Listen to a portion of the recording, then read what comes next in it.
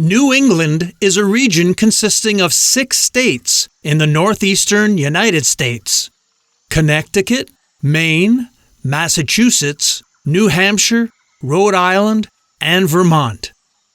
In early colonial America, the Connecticut River Colony was an English settlement in New England, which later became the state of Connecticut. It was organized in 1636 for a Puritan congregation of settlers from the Massachusetts Bay Colony. Let's learn more about the adventures of these early European pioneers. The founding of Connecticut, 1633 to 1636. During the 10 years after 1620, the twin colonies of Plymouth and Massachusetts Bay had been fairly shaken down into their places, had even begun to look around them for opportunities of extension. It was not possible that the fertile and inviting territory to the southwest should long escape their notice. In 1629, an envoy from New Amsterdam was at Plymouth. He found the Plymouth people building a shallop for the purpose of attaining a share in the wampum trade of Narragansett Bay. Within the next 3 years, several Plymouth men visited the Connecticut River, not without profit. In April 1631, a Connecticut Indian visited Governor Winthrop at Boston, asking for settlers and offering to find them corn and furnish 80 beaver skins a year. Winthrop declined even to send an exploring party. In the midsummer of 1633, Winslow went to Boston to propose a joint occupation of the new territory by Plymouth and Massachusetts Bay, but the latter still refused, doubting the profit and the safety of the venture. 3 months later, Plymouth undertook the work alone. A small vessel under command of William Holmes was sent around by sea to the mouth of the Connecticut River, with the frame of a trading house and workmen to put it up. When Holmes had sailed up the river as far as the place where Hartford was afterward built, he found the Dutch already in possession. For 10 years they had been talking of erecting a fort on the Varsh River, but the ominous and repeated appearance of New Englanders in the territory had roused them to action at last. John Van Corlear, with a few men, had been commissioned by Governor Van Twiller and had put up a rude earthwork with 2 guns within the present jurisdiction of Hartford. His summons to Holmes to stop under penalty of being fired into met with no more respect than was shown by the commandment of Rensselaerwyck to his challengers, according to the veracious Knickerbocker. Holmes declared that he had been sent up the river, and was going up the river. His little vessel passed on to the present site of Windsor. Here the crew disembarked, put up and garrisoned their trading house, and then returned home. Plymouth had at least planted the flag far within the coveted and disputed territory. In December of the following year, a Dutch force of 70 men from New Amsterdam appeared before the trading house to drive out the intruders. He must be strong who drives a Yankee away from a profitable trade, and the attitude of the little garrison was so determined that the Dutchmen, after a few hostile demonstrations, decided that the nut was too hard to crack and withdrew.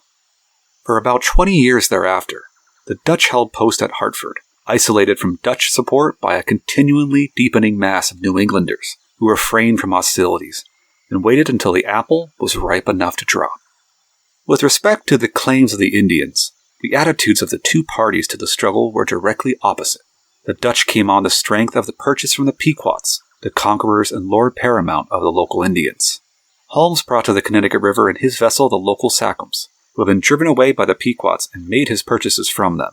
The English policy will account for the unfriendly disposition of the Pequots, and when followed up by the tremendous overthrow of the Pequots, for Connecticut's permanent exemption from Indian difficulties. The Connecticut settlers followed a straight road, buying lands fairly from the Indians found in possession, ignoring those who claimed a supremacy based on violence, and, in an ease of resistance by the latter, asserting and maintaining for Connecticut an exactly similar title, the right of the stronger. Those who claimed right received it, those who preferred force were accommodated. One route to the new territory by Long Island Sound and the Connecticut River had thus been appropriated. The other, the overland route through Massachusetts, was explored during the same year, 1633, by one John Oldham, who was murdered by the Pequots 2 years afterward. He found his way westward to the Connecticut River, and his reports seem to have suggested a way out of a serious difficulty which had come to a head in Massachusetts Bay. The colony of Massachusetts Bay was at this time limited to a district covering not more than 20 or 30 miles from the sea, and its greatest poverty was a poverty of men. and yet the colony was to lose part of its scanty store of men. 3 of the 8 Massachusetts towns, Dorchester, Watertown, and Newtown, now Cambridge, had been at odds with the other 5 towns on several occasions, and the assigned reasons are apparently frivolous. The 3 towns named had been part of the greater Puritan influx of 1630. Their inhabitants were newcomers, and this slight division may have been increased by the arrival and settlement in 1633 of a number of strong men at these 3 towns, notably Hooker, Stone, and Haynes at Newtown. Dorchester, Watertown, and Newtown showed many symptoms of an increase of local feeling. The 2 former led the way in October 1633 in establishing town governments under selectmen, and all 3 neglected or evaded, more or less, the fundamental feature of Massachusetts policy, the limitation of office holding, and the elective franchise to church members. The 3 towns fell into the position of the Commonwealth's opposition, a position not particularly desirable at the time and under all the circumstances. The ecclesiastical leaders of Dorchester were Warham and Maverick, of Newtown, Hooker and Stone, of Watertown, Phillips. Haynes of Newtown, Ludlow of Dorchester, and Pequot of Roxbury were the principal lay leaders of the half-formed opposition.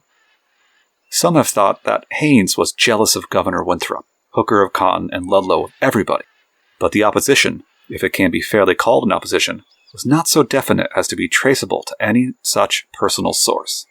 The strength which marked the divergence was due neither to ambition nor to jealousy, but to the strength of mind and character which marked the leaders of the minority. Thomas Hooker and Samuel Stone were of Emmanuel College, Cambridge. Hooker began to preach at Chelmsford in 1626 and was silenced for nonconformity in 1629. He then taught school, his assistant being John Eliot, afterward the apostle to the Indians. But the chase after him became warmer, and in 1630 he retired to Holland and resumed his preaching. In 1632, he and Stone came to New England as the pastor and teacher of the church at Newtown, and the 2 took part in the migration to Hartford. Here Hooker became the undisputed ecclesiastical leader of Connecticut until his death in 1647. John Warham and John Maverick, both of Exeter in England, came to New England in 1630 as pastor and teacher of Dorchester. Maverick died while preparing to follow his church, but Warham settled with his parishioners at Windsor and died there in 1670. George Phillips, also a Cambridge man, came to New England in 1630 as pastor of the church at Watertown.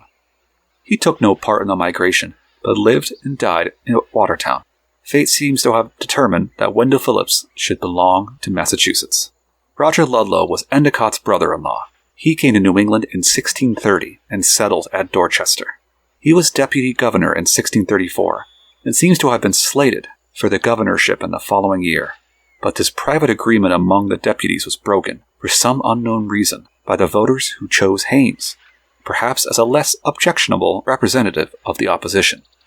Ludlow complained so openly and angrily of the failure to carry out the agreement that he was dropped from the magistracy at the next election. He went at once to Connecticut and was deputy governor there in alternate years until 1654.